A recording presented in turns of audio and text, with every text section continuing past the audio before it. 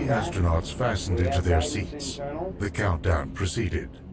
10, 9, 8, Astronaut and mission commander Pete Conrad would say later, the flight was extremely normal for the first 36 seconds. What the Brain Expat Taffy is going to do here and now in this video is prove that this live coverage on the TVs in 1969 was faked in a studio prior to the Apollo 11 takeoff. Okay, we just lost the platform, gang. I don't know what happened here. We had everything in the world drop out. Roger. Another bolt hit 16 seconds later. I got 3 fuel cell lights and HC bus light, fuel cell disconnect, HC bus overload, 1 and 2, main bus A and B out. Believe nothing you hear and only half of what you see. Okay, got that one? Let's repeat it. Believe nothing you hear and only half of what you see. They opened an unlikely page, placed there by the Apollo 12 backup crew. Roger, the EVA is progressing beautifully. They're setting up the flag now. I guess you're about the only person around that doesn't have TV coverage of the scene. Are you getting a TV picture now, Houston? Neil, yes, we are getting a TV picture. You're in our field of view now. Well, what about it, folks? Did any of you notice the evidence of fakery there? I'm surprised nobody have ever pointed this out before. Go back and listen to it again. Now, let me tell you, if you watched a video by Bart Sabrell titled, "A Funny Thing Happened on the Way to the Moon," the astronauts were supposed to be about 130,000 miles from the Earth. And Bart Sabrell has a video whereby there was a discussion between Houston and Neil Armstrong in the command module. And what you could hear was not 2 voices, but 3. You had Houston talking to Neil, and then you had another third party counting 1, 2, 3, and he said, "Talk." And Neil started talking. Call Apollo 11. Houston, Billstone says that the TV looks great. Over.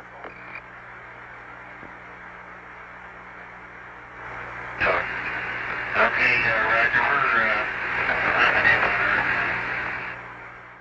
You see, there's supposed to be a time gap between one talking and the other receiving and answering back. Now, according to Bart Sabrell, he thinks the third person saying talk could be a CIA agent. But the point to notice there is, being so far away, you've got a time gap, a time delay. Did you notice in this video just now? It was instant replies. No time delays whatsoever. Now, if it's about 3 seconds for 130,000 miles, then what would be the delay for the moon, which is about 350,000 miles? No, folks, the only way you'll get instant recognition is when they're all in the same studio, back of the building. The plan was to move out along the edge of Surveyor Crater and pay the probe a visit. Yo, this here's water. Now, if this was on the moon, guess what would happen to all this water here? See, it would all be evaporating into steam now, wouldn't it there, friends? So what's up with that on the lower right-hand picture, and Paul just moved his thing, on the second arrow, Paul, there's this like area that is rising up in the corner there. What exactly is going on there? Yeah, that's it, Paul. That's just the panel curled up. Okay, just coming apart at the There's some seams. plastic, whatever the coating is on it is peeling back. Wow. Take a look at this Apollo 16 magazine, which I have split up. Just look at all the photos. Bland, barren, boring, non-interesting, featureless photos. No stones in most of them, and not a single footprint. But they all serve a purpose, don't they? Yes, they're all occupying a photo spot, a square with a number. And what you could be sure of, if I didn't reveal this now, within the next year or so, there would be some of these deleted or replaced with other photos, or even different features added to some of these photos. That's what they done, as you're going to see. Now, that is exactly what they done with all the photos.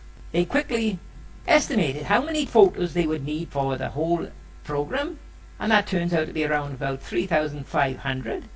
They quickly estimated, due to the hours each mission supposed to spend on the moon, how many photos they were going to allocate to each mission, and if the number of photos on a reel is 150, they would be able to work out roughly how many magazines per mission.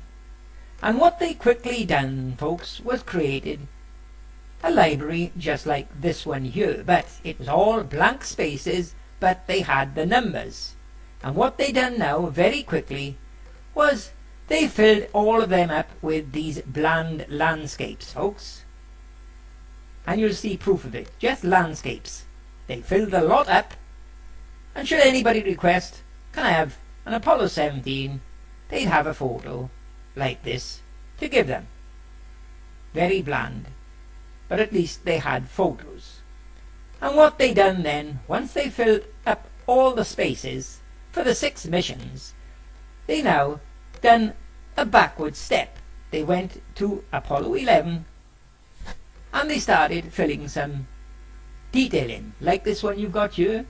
It was a bland landscape with just a black sky, but they copied and pasted this astronaut and this equipment, and they faked the shadow, as I have shown in previous videos. Day 2 on the moon. Neither Conrad nor Bean had been able to get much sleep. Excitement got the best of them. The pair now left Intrepid for a second and final moonwalk.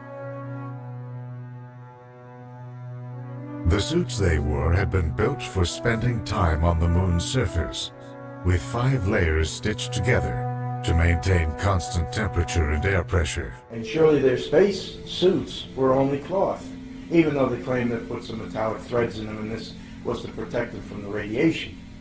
But a claim is not proof. If those suits could have stopped that radiation, we would have men in those suits tearing apart 3 Mile Island, because that pile is damaged and it is still active after all these years. 1983, was it? Whenever it was. The pile is still active. So if we could put men in suits that would sustain my God, it goes up to 3 gigs of electron energy from a heavy solar particle or a cosmic ray, and inside the pits it's only 18 megs, which is magnitudes of order less. So if you had a suit that would stop the solar radiation, then you could put a guy very easily inside a pit and say, go in there and pull that pile apart and let's get rid of that stuff. Lodged in the camera was a colony of bacteria. Did it sneak into the component upon its return to Earth? Or had it somehow survived for 2.5 years on the moon? To this day, no one knows the answer to this intriguing question. Oh my dear God! Did you just hear what this crazy jackass just said? He said that these here little bacterias here survived in space between the cameras filming the reservoir plate? Oh, now I've heard everything there, friends. Now, haven't you? You are telling me how bacteria can even get there in the first place. Then how it can survive in a vacuum? Oh, that one really cracks me up there, friends. That even cracked my voice up there that time. It sure certainly did there. Oh, brother.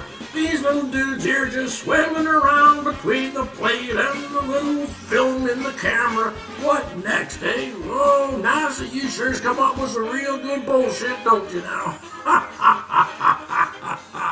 Oh, well, that's even funnier. But if you think that's good, wait till you see the rest of this crap. Let's see what they got to say about the next of it. One rock they picked up is known as creep, for potassium, rare earth elements, and phosphorus.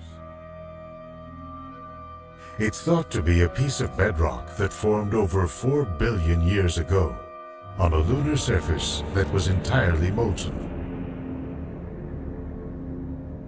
Just a few years later, this evidence would coalesce into a radical new idea of the moon's origins. At the dawn of the solar system, Earth shared an orbit with a Mars-sized body now called Theia. Its orbit became unstable, and it headed in Earth's direction.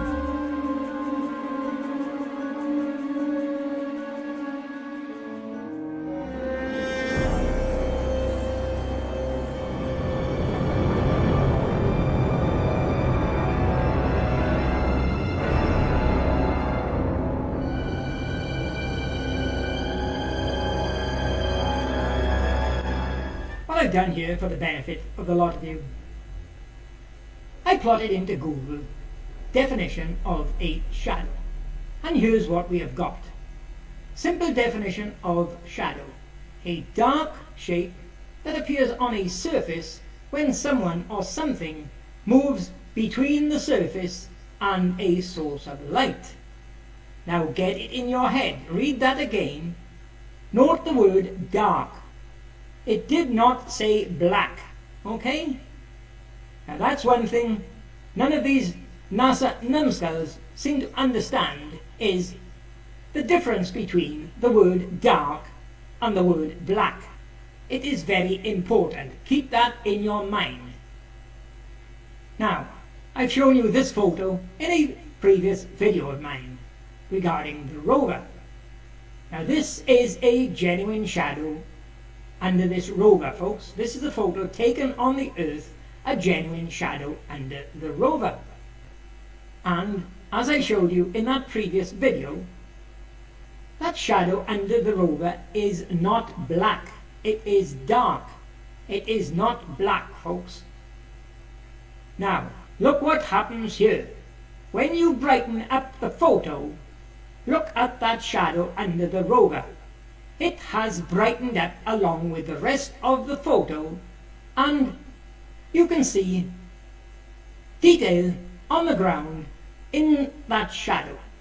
Now, what I've done here, I've cropped a section of that rover on the Earth and combined it with a section of a rover that NASA claims is on the moon.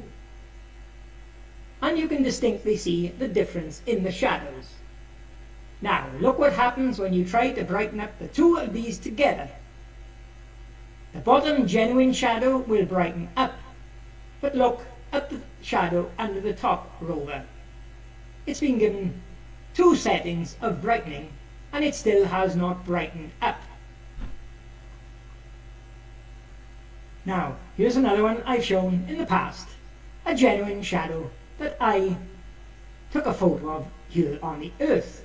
Now, as you can see, the shadow over the grass is darker. That's because the grass is darker than the concrete. But look what happens when you brighten it up, folks. Everything brightens up, and what's below the shadow comes easily visible. Now, here's another genuine shadow, a shadow of me taking the photo. Pretty much similar to the ones displayed on the fake moon landing photos, only there's a big difference, as you can see. Now, if I was to brighten this up, look what happens. There you are, everything brightens up together. That's what you will get with a genuine shadow, folks. There's still more science to do.